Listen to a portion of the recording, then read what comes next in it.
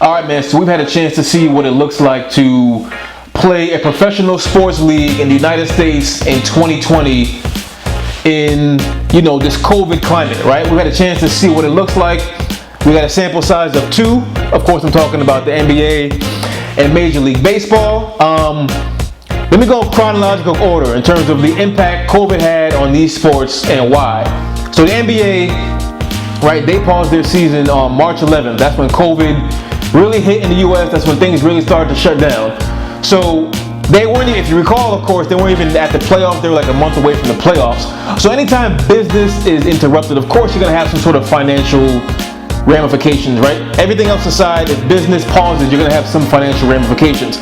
So luckily, they had a chance to, Adam Silver and everybody else was able to put together the whole bubble in Orlando for those 4 months or so. And do you have any idea how much it cost the NBA to do the bubble in Orlando? $180 million it cost the league to put the bubble on. I knew it was a lot. I did not imagine 180. That sounds like a lot because it is a lot. But if the league never resumed, they would have lost $1.5 billion. If March 11th was the end of the season and nothing else happened for the remainder of the season, they would have lost $1.5 billion with the B. So they put on a bubble for $180 million. So and from that standpoint, they were able to mitigate any potential business loss, right? So talking about the games itself now in Orlando. So there was the resolution of the season had a net loss for the NBA of $695 million.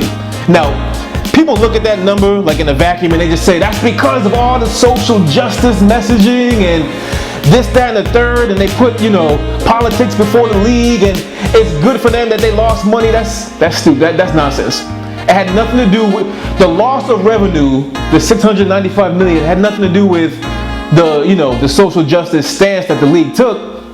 It had everything to do with the fact that they lost 258 regular season games when you add it all up, because only 22 teams went to Orlando, not the full 30 teams in the NBA. And the teams that went to Orlando didn't even play a full 82 game season. It was like 72. So some teams played 60 something games, some teams played 70 something games. So again, they lost 258 regular season games.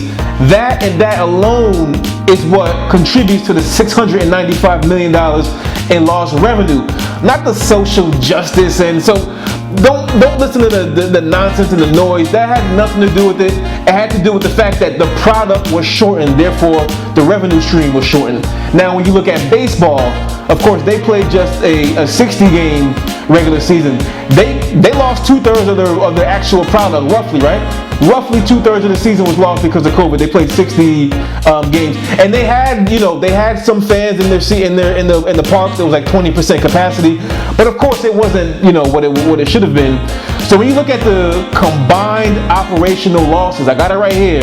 The combined operational losses of all the 30 teams in Major League Baseball, it was a loss of $3 billion with the B league-wide.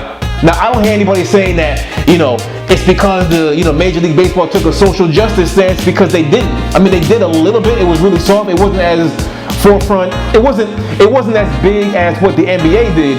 So the same people who say, the NBA lost a lot of money because of the social justice, I don't hear them saying that because of the huge loss that baseball took, because that wouldn't make any sense.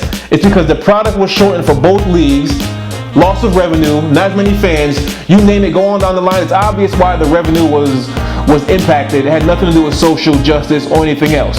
Now, all that aside, analyzing the actual gameplay, when the NBA, when the Lakers won, I don't think, this at all is an asterisk for the Lakers winning the championship. Not an asterisk at all, because all the teams were the best teams. They had a full playoff.